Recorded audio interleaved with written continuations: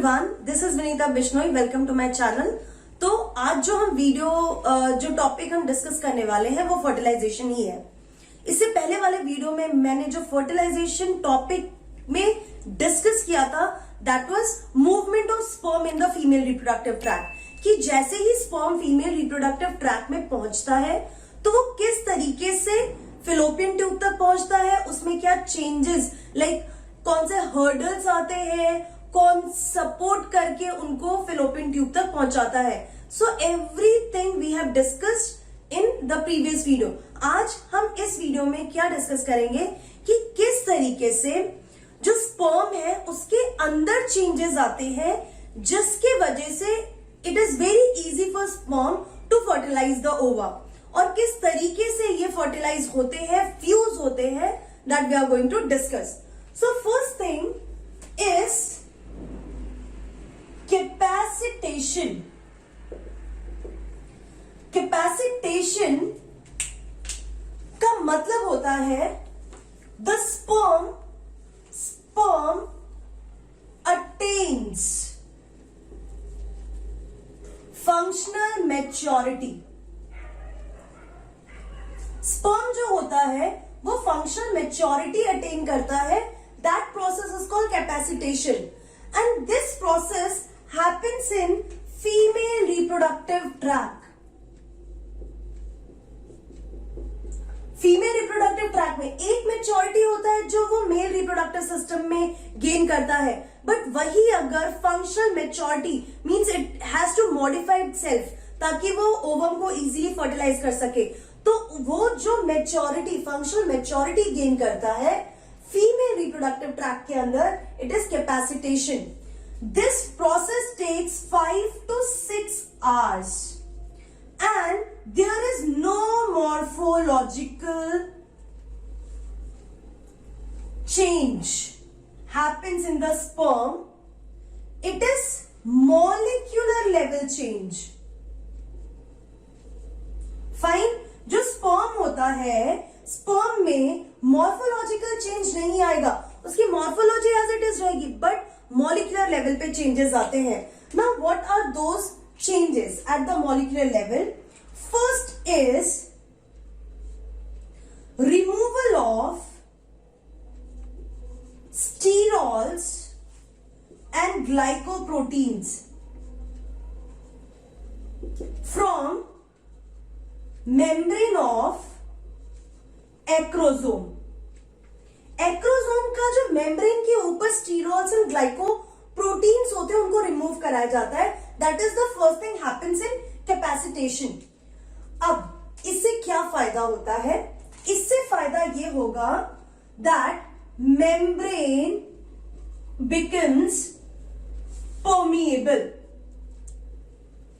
ठीक है, परमिएबल हो जाएगा तो it is easy for acrosome to release its enzyme और fuse with the membrane of egg.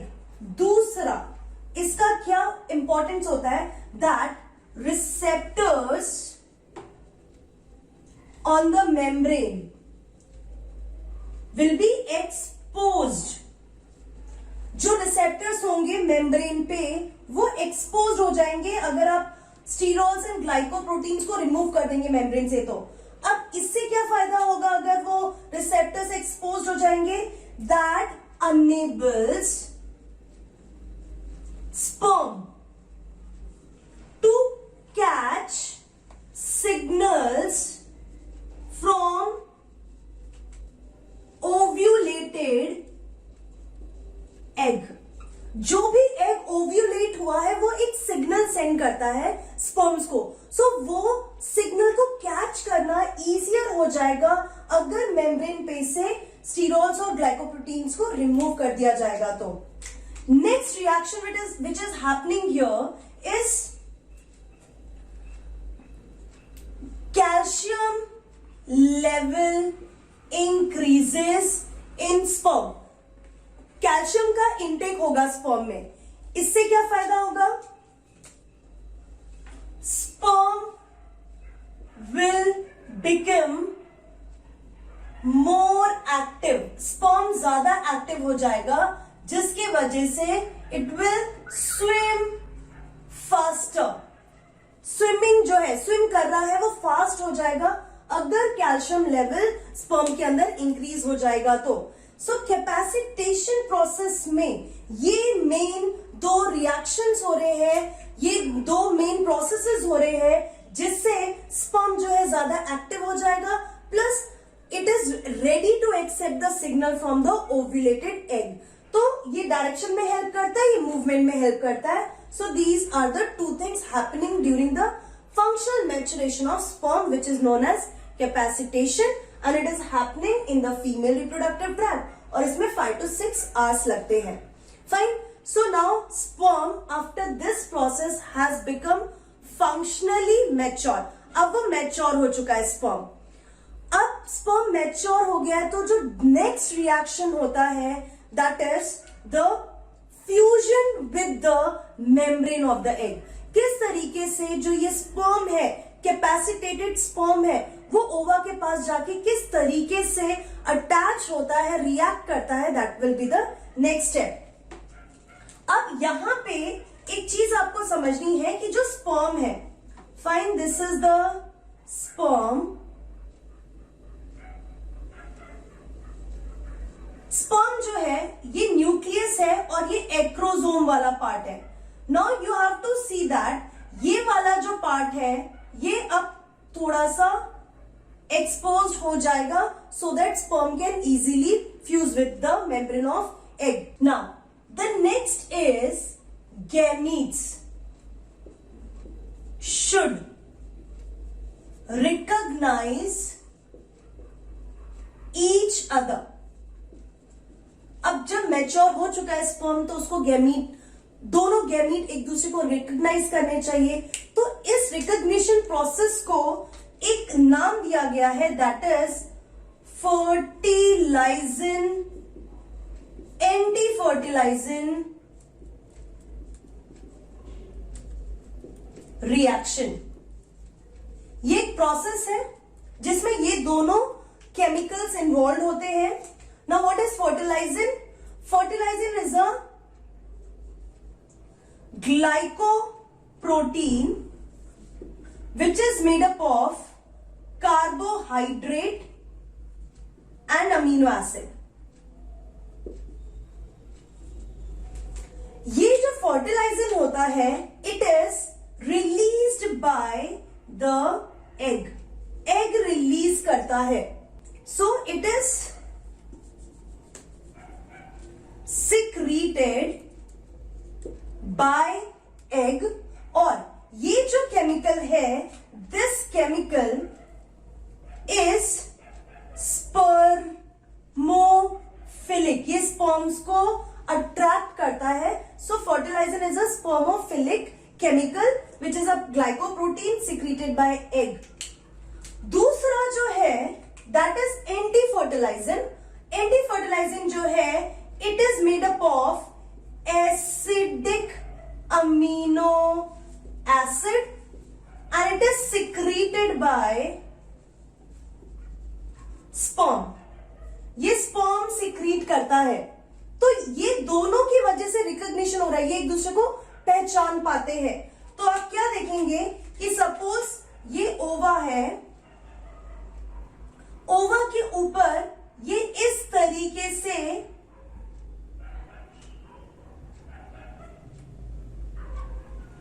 Fertilizin है और फर्टिलाइजिन से जो स्पर्म है वो इस तरीके से आके रिएक्ट करता है। This is one sperm, this is another sperm, this is another sperm and here also one sperm will be there. इस तरीके से एक फर्टिलाइजिंग मॉलिक्यूल से बहुत सारे स्पर्म्स कनेक्टेड हो जाएंगे। सेम लाइक दिस, ऐसे फर्टिलाइजेंट्स होंगे मेम्ब्रेन पे ओवा के और स्पर्म इनसे अटैच हो जाएंगे। सो मैंने आपको अपने प्रीवियस वीडियो में क्या बताया था, there are approximately 200 to 300 million sperms which are entering in the female body. उसमें से भी 100 पहुंच पाते हैं फेलोपियन ट्यूब तक और 100 में से भी there will be only few sperms which are going for this fertilizin anti fertilisation reaction. ये सिग्निफिकेंस क्या है इस रिएक्शन का? इसका सिग्निफिकेंस बहुत इजी है। इंक्रीजेस, जो इसका जो सिग्निफिकेंस है that is limited number of sperm come close to, limited number of sperm will come close to the egg या ओवा बोल सकते हो। ठीक है, इससे क्या हो रहा है? कंपटीशन डिक्रीज होता जा रहा है, हर एक लेवल पे कंपटीशन कम होता जाएगा और स्पर्म भी कम होते जाएंगे। सो this is one of the reaction जिससे वो एक दूसरे को पहचानते हैं। अब ये जो रिएक्शन हो रहा है इसको, इस प्रोसेस को एग्लूटिनेशन भी बोला जाता है। This process is also called as agglutination. ये जो रिएक्ट हो रहे हैं इस प्रोसेस को एग्लूटिनेशन बोला जाएगा। सो हमने देखा कैपेसिटेशन हुआ, स्पर्म हो गया मैच्योर। अब वो स्पर्म ओवा एक दूसरे को कैसे पहचानेंगे? कोई भी फर्टिलाइजेशन प्रोसेस करने से पहले वो एक दूसरे को पहचानेंगे बाय दिस रिएक्शन, और इसको हम एग्लूटिनेशन भी कहते हैं, जिसमें स्पर्म्स जो है, नंबर ऑफ स्पर्म्स वो और डिक्रीज हो जाएंगे। So please take a screenshot, फिर हम नेक्स्ट पॉइंट पे मूव होंगे। Okay, now the next step is release of sperm lysine.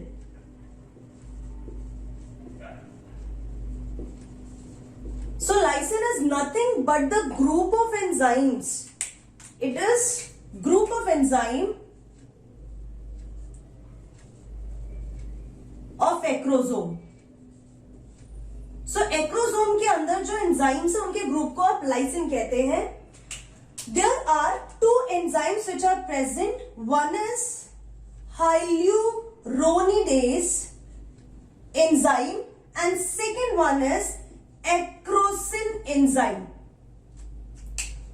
अब पहले हम acrosin की बात कर लेते हैं। वो छोटा सा फंक्शन है उसका, that is digestion of zona pellucida. Hydrolytic enzyme है ना ये, तो जोना पेल्यूसिडा को ये डाइजेस्ट करते हैं। नाउ हेल्यूरोनिडेज एंजाइम जो है इट डाइजेस्ट कोरोना रेडिएटा। अब कोरोना रेडिएटा को कैसे डाइजेस्ट करता है? What it does, it digest the hyaluronic acid present between cells of corona radiata. Corona radiata जो होते हैं इस तरीके से इनके सेल्स के बीच में जो केमिकल है, इस केमिकल को ये डाइजेस्ट कर देते हैं। इस डाइजेशन की वजह से क्या होगा? That sperm will come closer to ova. तो वो स्पर्म अपने आप को पुश कर सकता है क्योंकि लूज हो चुके हैं, सेल्स एक दूसरे से अलग हो चुके हैं क्योंकि वो ग्लू को ही डाइजेस्ट कर दिया गया है।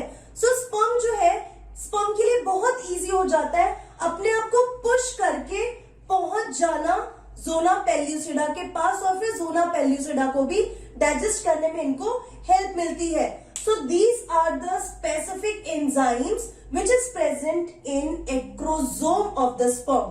और एक्रोसोम अब पूरी तरीके से एक्सपोज हो चुका है, it has come closer to the egg. So this is what happens in the next step. तो पहला स्टेप क्या था? कैपेसिटेशन। सेकंड, जब दोनों गैमीट्स एक दूसरे को रिकॉग्नाइज करते हैं, एक बार रिकॉग्नाइज हो जाता है फर्टिलाइजिंग एंटी फर्टिलाइजिंग रिएक्शन की वजह से। नाउ थर्ड कम्स इज कि अब जो एक्रोसोम के अंदर एंजाइम्स है वो बाहर निकले और that should digest the corona radiata and zona pellucida. तो ये जो ओवा है, again I am repeating it, ova के ऊपर जो ओवा की मेम्ब्रेन है that is vitelline membrane. Vitelline membrane के ऊपर जो है like this, it is the zona pellucida. And zona pellucida के ऊपर जो है that is corona radiata layer. So आप समझ सकते हैं कि विटिलाइन मेम्ब्रेन तक पहुंचने के लिए कोरोना रेडिएटा जोना पेल्यूसिडा को डाइजेस्ट करके फिर वो ओवम के सबसे क्लोजेस्ट हो सकते हैं। सो this is all about today's video. अभी तक हमने जो फर्टिलाइजेशन टॉपिक में कवर किया है वो कवर किया है कि स्पर्म फीमेल रिप्रोडक्टिव ट्रैक में एंटर हुआ, स्पर्म को कितने हर्डल्स आए और स्पर्म को कैसे सपोर्ट मिला ताकि वो फेलोपियन ट्यूब तक पहुंच सके। फिर जब वो फेलोपियन ट्यूब में ओवा के आसपास होता है तब उसमें फंक्शनल मैच्योरिटी आती है जिसको हम कैपेसिटेशन कहते हैं। कैपेसिटेशन होने के बाद नेक्स्ट आता है कि जो एग है और ये जो स्पर्म है एक दूसरे को रिकॉग्नाइज कर सके, जिसमें anti fertilising and fertilising reaction होता है। उसके बाद नेक्स्ट स्टेप होता है कि ये जो एक्रोसोम है इसमें एंजाइम्स क्योंकि क्लोज आ चुके हैं स्पर्म एंड ओवा, तो स्पर्म में से एक्रोसोम में से जो एंजाइम्स निकलेंगे these enzymes will digest corona radiata and zona pellucida so that they can come more closer to the egg.